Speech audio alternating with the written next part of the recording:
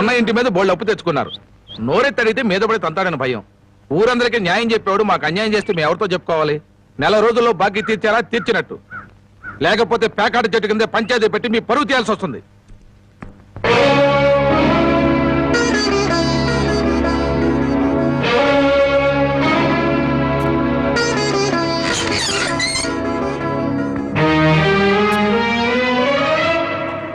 మగాడన్నాక కాస్త పౌరుషంగా బతకాలి.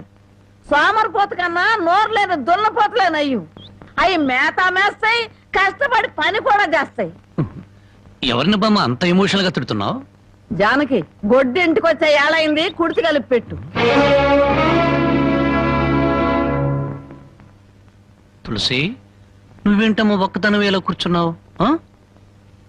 ఏమైందమ్మా? వాతావరణం అంతా వేడివేడిగా ఉంది. జానకి, అన్నం వడ్డించు.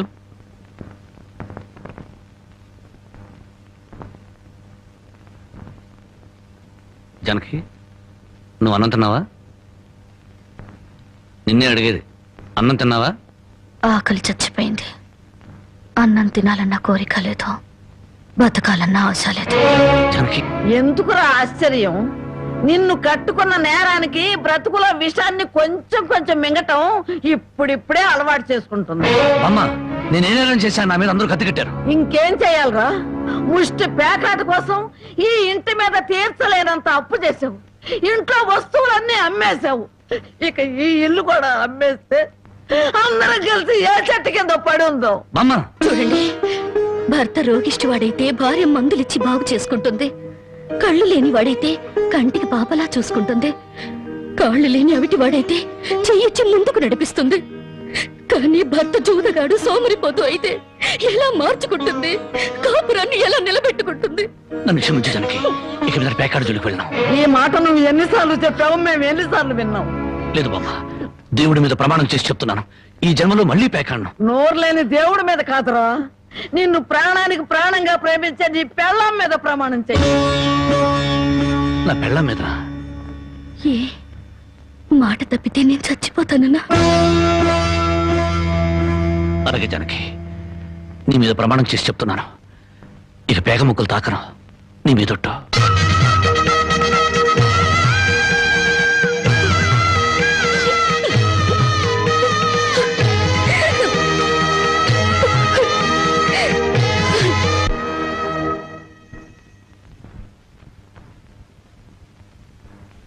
జానకమ్మా, జానకమ్మ తల్లి. పానకాలు ఇదేనా రావటం? అవునమ్మా, పక్కూరు పని మీద వచ్చాను. ఎట్లాగో భోజనం టైం అయింది కదా అని నిన్ను చూసినట్టు ఉంటది, కాస్త చేపలు తిన్నట్టు ఉంటుందని వచ్చానమ్మా. చేపల పులుసా? చేపలుసు కాకపోతే చింతకాయ పచ్చనమ్మా.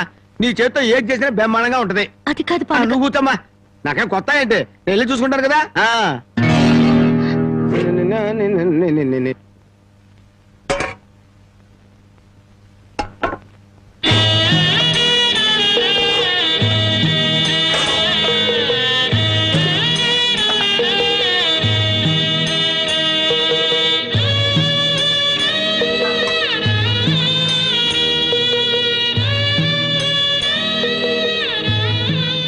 ఏమ్మా, అన్నం వండలేదా?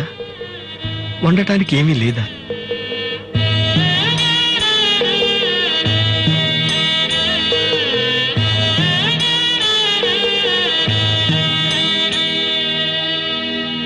పానకాలు, ఈ విషయం అమ్మా నాన్నకు చెప్పొద్దు. నీకేం తక్కువ అమ్మా? డబ్బా, ఆస్తుల అన్నీ ఉండి కూడా ఇంత పేదరికం అనుభవిస్తున్నావు. అమ్మా, ఇంత అభిమానం ఉన్న నీ కడుపులో కొడుకుగా పుట్టే అదృష్టం వచ్చే జన్మలైనా ఆ భగవంతుడు నాకు కలగజేయాలని కోరుకుంటున్నానమ్మా. వస్తానమ్మా.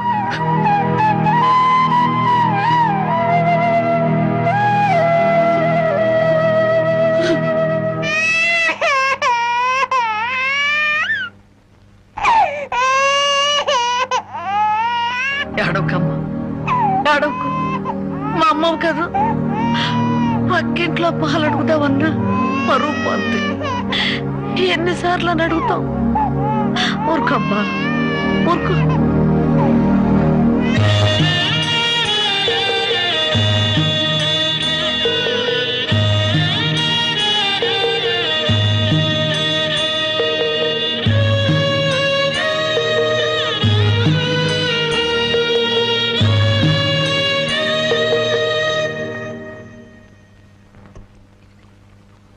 ఏమిటి జనకి అలా ఉన్నావు? నాకేమండి, బానే ఉన్నాను.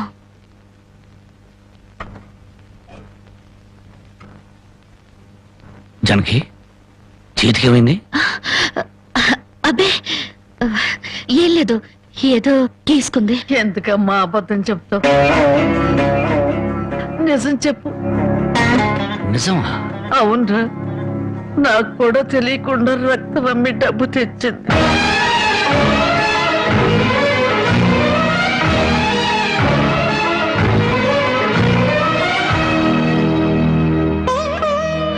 జనకి, నువ్వు రక్తం అమ్మావా? కొనేవాళ్ళుంటే మాంసం కూడా అమ్మేదిరా.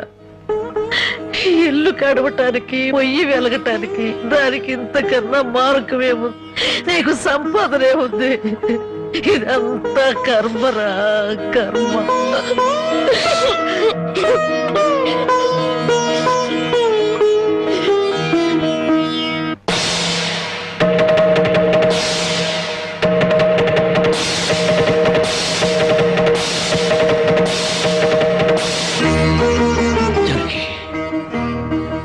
కన్న తల్లి రక్తం పంచి ప్రాణం పోస్తుందంటారు. నువ్వు నీ రక్తం ఆమె నా ఆకలి తీర్చాలనుకుంటున్నా. మా అమ్మాయి ఎలా ఉంటుందో చూడలేదు, కానీ నీలాగే ఉంటుందని అర్థమైపోయింది. జనకి, ఈ రోజు నుంచి నిజాయితీగా సంపాదిస్తాను. మిమ్మల్ని అందరినీ పోషించుకుంటాను.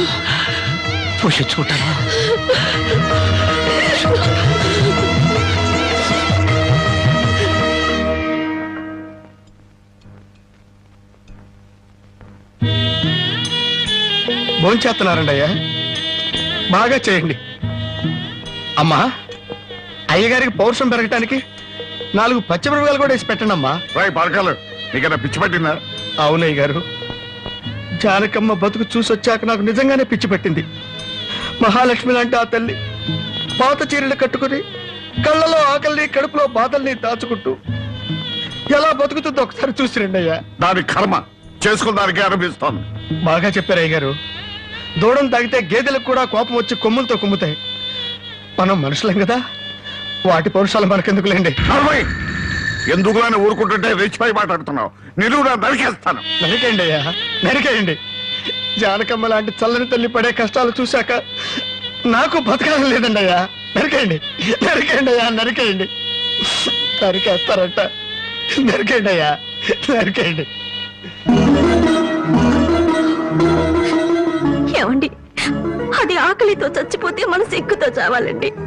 పిల్లలు తప్పు చేస్తే పెద్దవాళ్ళు క్షమించాలి, కానీ ముందుగా ప్రవర్తించకూడదు. ఎంత కాదనుకున్నా అది మన బిడ్డండి. ఒక్కసారి వెళ్ళిరండి.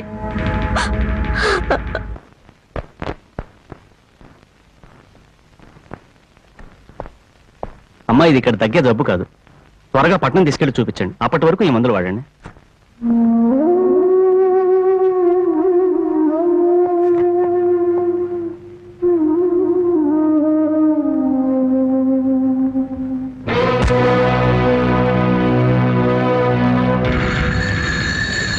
అది 30,000. దాంతో ఆ ముసల్దానికి వైద్యం చేయించి మిగతా డబ్బుతో నీ మొగుడిని ఏదైనా వ్యాపారం చేసుకోమను. ఇది దానమా నాన్న? ఈ ఇంటి కోడలు అనుకుంటే దానం, నా కన్న కూతురు అనుకుంటే కానుక. కన్న కూతురు? ఎవరు నాన్న కన్న కూతురు? నిజంగా బంధం నీ మనసులో ఉంటే నా పెళ్లికొచ్చి 4 అక్షంతలు వేసేవాడివి. కన్న కూతురు కడుపుతో ఉన్నప్పుడు, కనీసం నీ మనవరాలు పుట్టినప్పుడైనా కళ్ళారా చూడ్డానికి వచ్చేవాడివి. ఇప్పుడు నీకున్న డబ్బుతో నా దరిద్రాన్ని వెక్కిరించడానికి వచ్చావా నాన్న? నువ్విచ్చిన డబ్బుతో పంచభక్ష పరమాన్నాలు తినే కన్నా నా భర్త సంపాదించిన డబ్బుతో గంజినీళ్లు తగిన తృప్తిగా ఉంటుంది. వాడి ముఖం వాడింకే సంపాదిస్తాడు, నిన్ను ఇంటిని అమ్మడం తప్ప. లక్షలకు లక్షల కట్నం తీసుకుని కూడా పెళ్ళాన్ని కృష్ణాలు పుస్తకాలెడుతున్నారే, వాళ్ళతో పోల్చుకుంటే నా భర్త రత్నం నాన్న, రత్నం. కట్టుకున్న చీరతో వచ్చి నన్ను పెళ్లి చేసుకున్న ఆయన నువ్వు కోటీశ్వరుడని తెలిసినా కూడా నీ దగ్గర చిల్లి గవ్వ కూడా ఆశించలేదు. ఆయన వల్ల నేను పుస్తకంతో పడుకున్నానేమో గానీ పరువు పోగొట్టుకోలేదు. నువ్వు నా కన్న తండ్రివి కాబట్టి ఎన్ని మాటలన్నా ఊరుకున్నాను. ఇదే మరొకడైతే నా చెప్పు తెగేదాకా కొట్టేదాన్ని. పో బయటికి.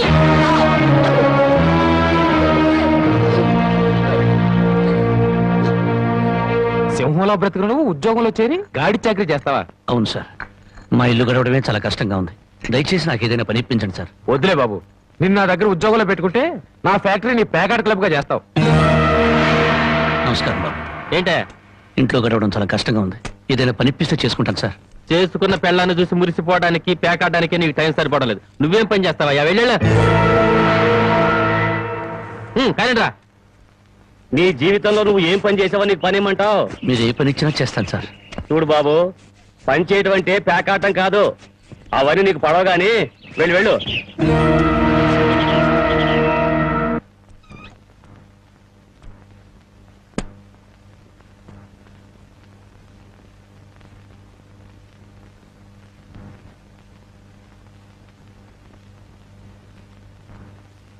ఏమిటండి అలా ఉన్నారు? మొహం ఏంటిలా వాడిపోయింది? ఏం లేదు జానకి. మీరు మనసులో ఏదో బాధపడుతున్నారు, నాతో చెప్పరా? జానకి, ఎవరిని పనివ్వమని అడిగినా ఎగతాళి చేసి మాట్లాడుతున్నారు.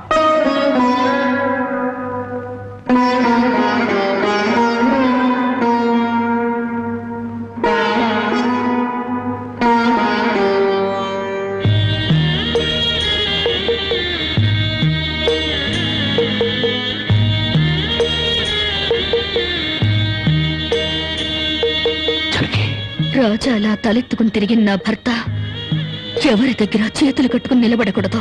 అందుకని తలిపుట్టమ్మంటావా?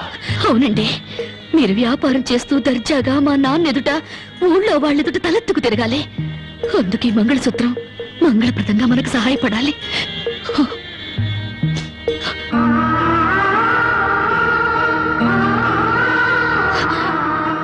ఏమండి, మీరు కంట తడి పెడుతున్నారా? కాదు జానకి, కట్టుకున్న దాని పాదాల మీద కన్నీళ్లు పూల్చలుతున్నాను. నేను పేదవాణ్ణి కాదు. నువ్వు నా పక్కనున్నంతకాలం, నువ్వు నాతో నడిచినంత కాలం నేను కోటీశ్వరుడే. దేవుళ్లకు భార్యలుగా దేవతలు దొరుకుతారంటారు, కానీ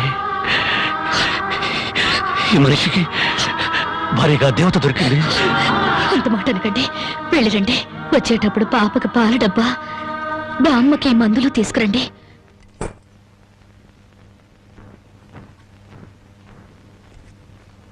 అల్లుడు అల్లుడు అల్లుడు అల్లుడు, నీకు సంగతి తెలుసా? ఊళ్ళో ప్యాకాట పోటీలు బ్రహ్మాండంగా జరుగుతున్నాయి. గెలిస్తే లక్షలు లక్షలు వస్తాయి. ఒక్కసారి నువ్వు కూడా ఆటలో కూర్చుంటే. వద్దుమా, నేను పేకాట ఆడడం ఎప్పుడూ మానేశాను. అబ్బా, ఆ మానేసేదేదో ఇవాళ ఆడి మాని. కోటీశ్వర్ల అమ్మాయిని పెళ్ళంగా తెచ్చుకుని కూడు కూడా పెట్టలేకపోతున్నావు. ఆ పిల్లకి ఎప్పుడైనా పట్టు చీర కొని పెట్టావా? ఆ పాపకు గౌను కొన్నావా? నా మాట విని పౌరుషంగా దిగు, ధైర్యం చెయ్యి. వచ్చినా పోయినా ఇవాళే ఆఖరి రోజు. పెద్దోళ్ళు ఏం చెప్పారు? ఎక్కడ పోగొట్టుకుంటే అక్కడే ఎత్తుక్కోమన్నారు. నా మాటని రాళ్ళుడు రాళ్ళుడు.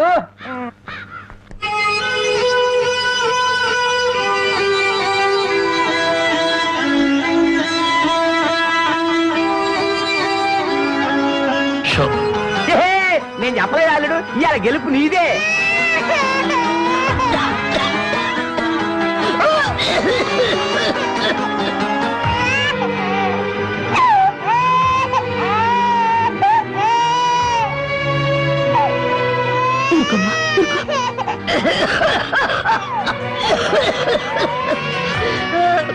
బామ్మ బామ్మ, కాసేపు వచ్చుకో బామ్మ, నేను మందులు తెచ్చేస్తారు. ఊపిరాటలేదమ్మా.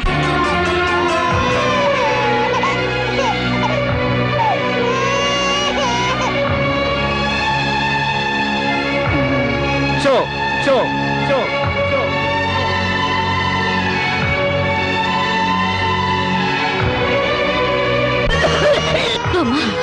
అబ్బాయి ఇంకా రాలేదమ్మా.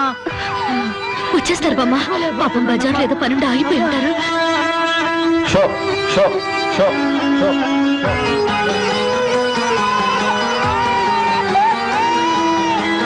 Show show show show.